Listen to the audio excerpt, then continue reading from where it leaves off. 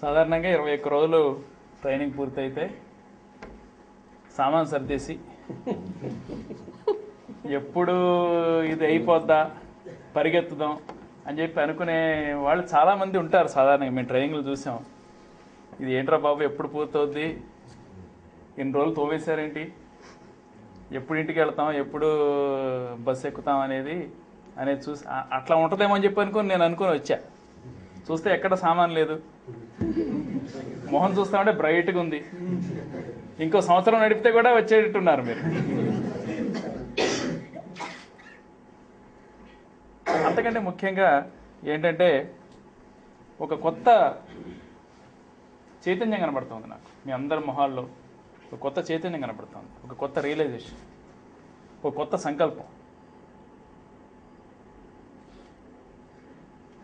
స్వామి గారు చెప్పినట్టు అటువంటి ఒక సంకల్ప బలాన్ని మీలో నింపాలన్న ఉద్దేశంతో చేపట్టిన ట్రైనింగ్ ఇది. సో ఆ సంకల్పం చూస్తే నిజంగా ఈ ట్రైనింగ్ యొక్క పూర్తి దీని యొక్క ఎయిమ్స్ కూడా సిద్ధించిందని చెప్పి నేను అనుకుంటాను. మరి ఈ 21 రోజుల ట్రైనింగ్ ప్రోగ్రామ్ని చాలా ఎంతో కష్టపడి కార్యక్రమాన్ని చాలా ఇంట్రెస్టింగ్గా మీ అందరికీ కొత్త కొత్త విషయాలు చెప్పే పద్ధతిలో చేయడానికి అంతా మొత్తం మీ ట్రైనింగ్ బృందం అంతా కూడా కలిసి కృషి చేశారు. సో వారందరికీ కూడా నా యొక్క ధన్యవాదాలు తెలియజేస్తాను. ఈరోజు మీరు మొదలుపెట్టిన ఈ ట్రైనింగ్ ప్రోగ్రామ్ కంటిన్యూ అయ్యి కనీసం సంవత్సరానికి ఒక 300 మంది, 250 నుంచి 300 మందిని ట్రైనింగ్ చేసి ఈ సామాజిక సమస్యల మీద ఒక కొత్త దృష్టిని తీసుకొచ్చి చేసినట్లయితే తప్పనిసరిగా చాలా మార్పు వస్తుంది.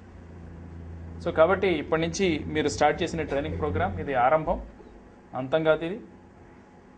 దీని నుంచి మీరు చూపించిన ఈ ప్రతిభ ఏదైతే ఉన్నదో, మీరు చూపించిన ఈ సంకల్పం ఏదైతే ఉన్నదో దాన్ని ఆసరాగా చేసుకుని మరింత మంది విలేజ్ సోషల్ యాక్టర్స్ వచ్చి ఈ కార్యక్రమంలో పార్టిసిపేట్ చేస్తారని చెప్పి నేను అనుకుంటాను.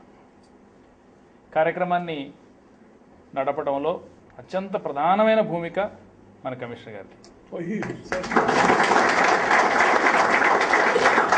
అంటే ఆయన రాకముందు ఈ అపార్డు చూస్తే అంత ఏదో అట్లాగా అందరు ఏదో నీరసంగా నిద్ర లేచినట్టు, ఎందుకురా బాబు ఈ జీవితం ఏంటిది అట్లాంటి అనుకున్న ఈ ప్రదేశంలో ఒక కొత్త జోష్ అంటే తెలుసు కదా మనకి. జోష్ సినిమా చూసారా? ఒక కొత్త జోష్ ఆయన తీసుకొచ్చారు. ఆయనలో ఉన్న ఆ ఉత్సాహం, ఆ సిన్సియారిటీ అసలు ఎట్లాంటిదంటే అది వైరస్ పాకినట్టు పాకేస్తుంది అంతే. ఆయన దగ్గరికి వస్తే నాకు కూడా ఏదో 1000 వాట్స్ బల్బు వెలిగినట్టు ఉంటుంది. సో మరి అటువంటి ఒక ఫేవరబుల్ కండిషన్స్లో మీరు ఈ ట్రైనింగ్ తీసుకున్నారు. సో మీ అందరికి కూడా మీరంతా చాలా అదృష్టవంతులు నేను అనుకుంటాను. అటువంటి మంచి ట్రైనింగ్ ప్రోగ్రాము, మంచి నాయకత్వం మీకు దొరికింది కాబట్టి. అన్నిటికంటే ముఖ్యంగా సామాజిక సమస్యల్ని చూసే పద్ధతి మీద మీరు ఒక లెసన్ నేర్చుకున్నారు. గట్టులో మీరు ఏదైతే చూసారో అదే విషయాల్ని మీరు ఏ గ్రామ ప్రాంతానికి వెళ్ళినా కూడా, ఏ కుటుంబంతో మాట్లాడినప్పుడు కూడా అటువంటి విషయాలు చాలా బయటకు వస్తాయి. అది చూసే దృక్పథంలో మార్పు అనేది చాలా ముఖ్యం. పేదరికాన్ని మీరు చూశారు. అంటే మీలో చాలామంది పేదరికం నుంచి బయటకు వచ్చిన పేదరికంలో ఉన్న వ్యక్తులు మీలో చాలామంది. కానీ మరొక నిజంగా పేదరికాన్ని సామాజిక దృక్పథంతో మీరు చూసినప్పుడు మీరంతా చెలించారు.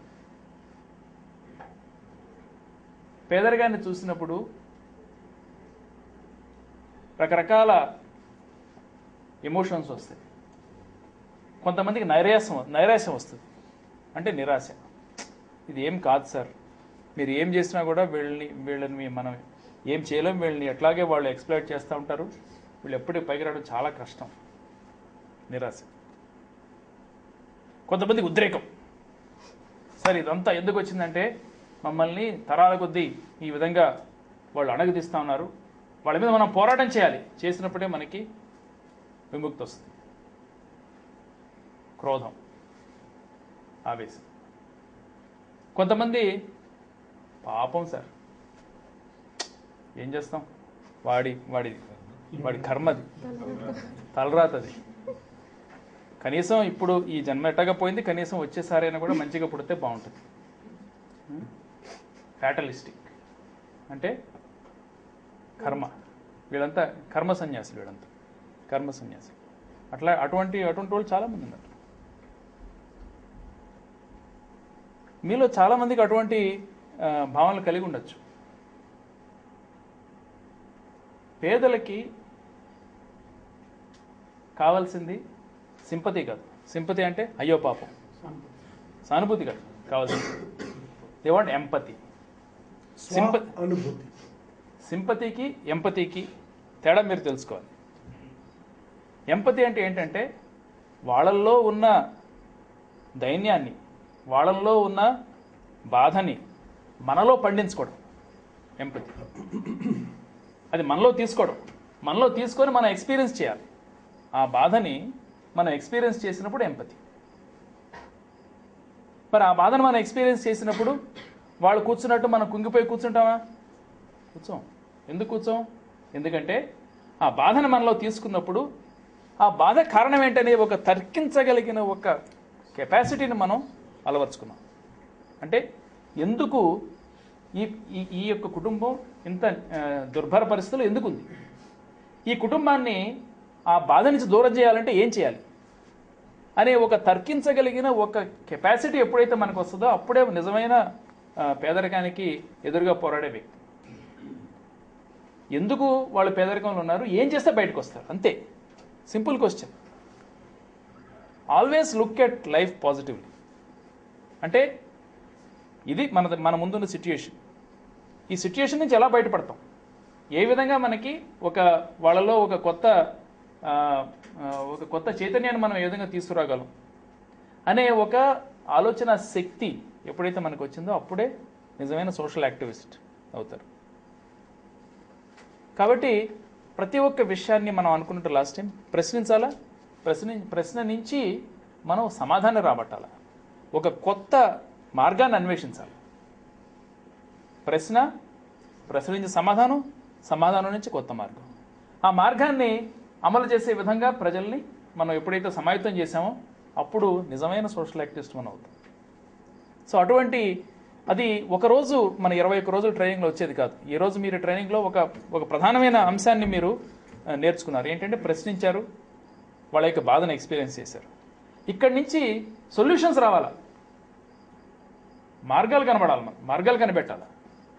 అటువంటిది ఒక రోజులో, 2 రోజుల్లో, 1 సంవత్సరంలో, 2 సంవత్సరాలు వచ్చేది కాదు. అది ప్రతి ఒక్క సమస్యకి ఒక్కొక్క మార్గం ఉంటుంది. ప్రతి సమస్యకి ఒకే మార్గం ఉండదు. ఒక సమస్యకు ఒక మార్గం ఉంటుంది, ఇంకో సమస్యకి ఇంకో మార్గం ఉంటుంది. ఆ మార్గాల్ని మనం అన్వేషించు పోతా ఉన్నప్పుడే మనం ముందుకు వెళ్తున్నట్టు లెక్క. సో ఇది ఒక విధమైన అన్వేషణ. మనం ఈ సోషల్ యాక్టివిజం ఏదైతే ఉన్నదో ఇది ఒక విధమైన అన్వేషణ. దేని మీద అన్వేషణ? సమస్యలకి పరిష్కారానికి సంబంధించిన కొత్త మార్గాల్ని కనిపెట్టడం, ఆ మార్గాల ద్వారా ప్రజలు నడిపించడం. సో ఇది ఒక అన్వేషణాత్మకమైన ఒక జర్నీ ఇది. సో ఈరోజు మీరు దానిలోకి ఎంటర్ అయ్యారు కాబట్టి మీ అందరికి కూడా కంగ్రాచులేషన్స్ చెప్తా ఉన్నాను. కార్యక్రమం పూర్తయిపోయింది, ఆఖరి రోజు వచ్చింది.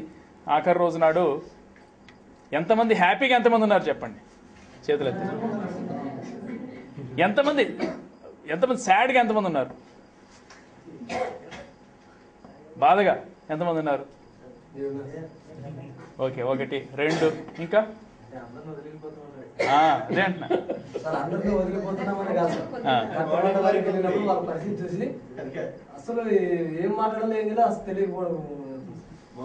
గట్టుమండానికి సంబంధించి నేను చెప్పా, పేదరికాన్ని చూసినప్పుడు మనం ఎప్పుడైనా దానికి కారణాలను అన్వేషించడం, ఆ కారణాల నుంచి ఒక కొత్త పదాన్ని మనం, కొత్త మార్గాన్ని మనం చూపించడం. సో ఎప్పుడైనా చూసి మన బాధ మనలో పెట్టేసుకున్నాం అనుకోండి, మనం కూడా దాంతోపాటు మునిగిపోతాం. ఇప్పుడు ఎవరైనా మునిగిపోతున్నారు నీళ్ళల్లో, నదులు కొట్టుకుపోతా ఉన్నారు. మనం వెళ్ళాం వాడిని సహాయం చేయడానికి, మనం అయ్యో వాడు మునిగిపోతున్నాడు మనం కూడా మునిగిపోతాం. మనం ఏం చేయాలా? ధైర్యంగా గట్టు ఎంత దూరం ఉంది, దానికి ఏం వేస్తే అతను వస్తాడు, తాడేస్తే వస్తాడా, కర్ర పెడితే వస్తాడా, లేకపోతే మనం వెళ్ళి లాక్కొట్టే వస్తారా, అది మనం ఆలోచించాలి. ఓకే, సో అది. సో అందరు హ్యాపీగా ఉన్నారు. ఓకే, సో అయితే నేను యాక్చువల్గా ఒక మంచి కబురు తీసుకొస్తే మీ అందరికి కూడా వెళ్ళిపోతున్నాం, ఇక్కడ ఇంత మంచి బ్యూటిఫుల్ క్యాంపస్ ఉంది, దీని నుంచి వెళ్ళిపోయి మళ్ళీ మనం గ్రామాలకు పోవాలా, మనం ఎట్లా ఉండాలా అని బాధ. మన మిత్రులందరూ ఉన్నారు ఇప్పటికే, చాలా మంది క్లోజ్ ఫ్రెండ్స్ అయిపోయి ఉంటారు ఇప్పటికి. సో ఈ ఫ్రెండ్స్ని వదిలిపెట్టి ఎట్లా వెళ్తాం అని బాధగా ఎవరైనా ఉంటారేమో, ఒక తీపి కబురు చేద్దామని చెప్పి నేను వచ్చా. కానీ మీరు అందరూ హ్యాపీగా ఉన్నారు కాబట్టి అది చెప్పదలుచుకోండి.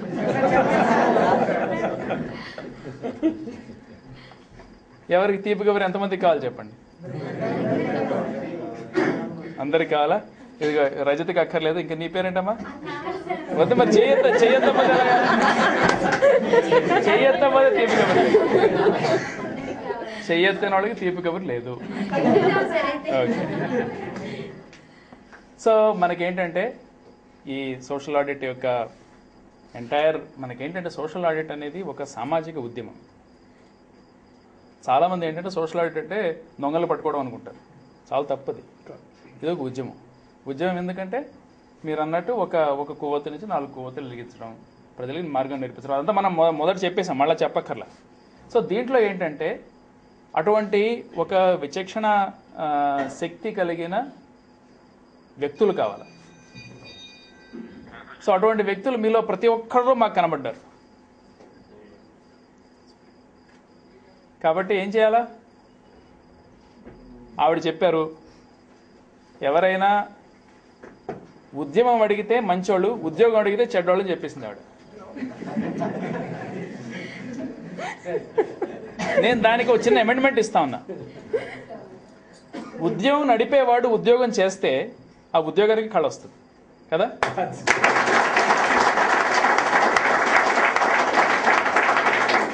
అలాగే ఉద్యోగం చేసేవాడు ఉద్యోగం నడిపితే ఏడుపు వస్తుంది. ప్రభుత్వ ఉద్యోగులు ఎవరైనా ఇప్పుడు రోడ్డు మీదకి వచ్చి జిందాబాద్ నడిచారనుకోండి, అసహ్యంగా ఉంటుంది వాళ్ళకి. ఏంటంటే కడుపులో ఆకలి అయ్యేంత వరకు, లేకపోతే టీ టైం అయ్యేంత వరకు అరుస్తారు, తల వెళ్ళిపోతారు. Lunch time agitation. సో కాబట్టి మీ అందరిలో ఒక మంచి ఉద్యమకారులు కనబడ్డారు. కాబట్టి ఆ ఉద్యమకారుల్ని ఉద్యోగంలో పెడితే సామాజిక తనిఖీ లాంటి సామాజిక ఉద్యమం మంచిగా పెరుగుద్దన్న ఉద్దేశంతో మీ అందరికి కూడా, ప్రతి ఒక్కరు కూడా, అందరినీ కూడా 9,100 రూపాయల జీతంతో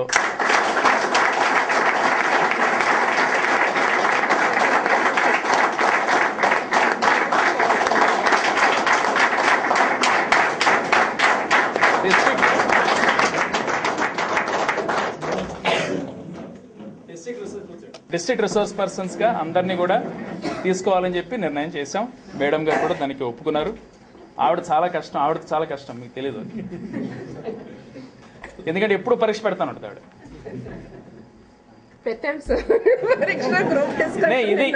ఈ పరీక్ష రాత పరీక్ష. రేపు డిఆర్పిగా మీరందరూ కూడా డిస్ట్రిక్ట్ రిసోర్స్ పర్సన్స్గా మీరు వెళ్ళబోతా ఉన్నారు. డిస్ట్రిక్ట్ రిసోర్స్ పర్సన్స్గా మీకు ప్రతిరోజు పరీక్ష. గ్రామంలో మనం సామాజిక తనిఖీ కూర్చుంటే పరీక్ష, గ్రామంలో ఫోరం పెడితే పరీక్ష, మండల ఫోరంలో చదవడం పెద్ద పరీక్ష,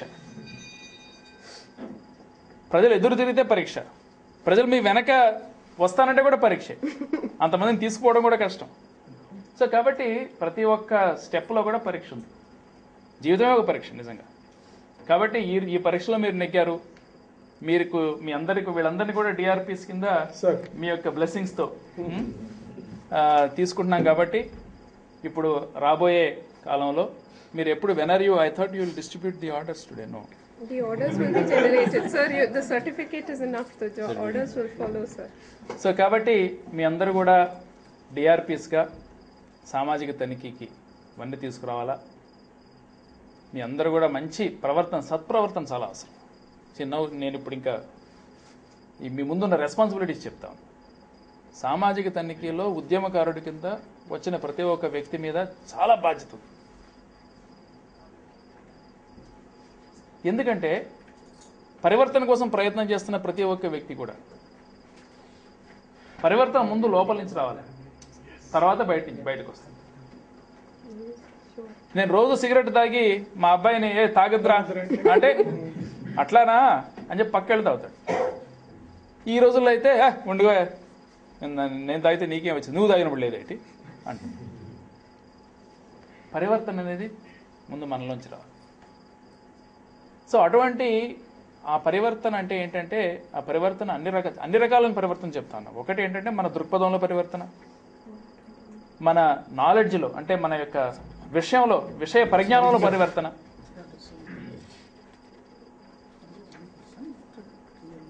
ప్రవర్తనలో పరివర్తన చాలా ముఖ్యం. ఈవిడ చాలా మంది డిఆర్పీలు తీసేస్తూ ఉంటుంది రోజు. నేను చెప్తా ఎందుకు. ఆ డిఆర్పీ పోయి ఫీల్డ్ అసిస్టెంట్ ఇంట్లోనో లేకపోతే సర్పంచ్ ఇంట్లోనో భోజనం చేశాడు.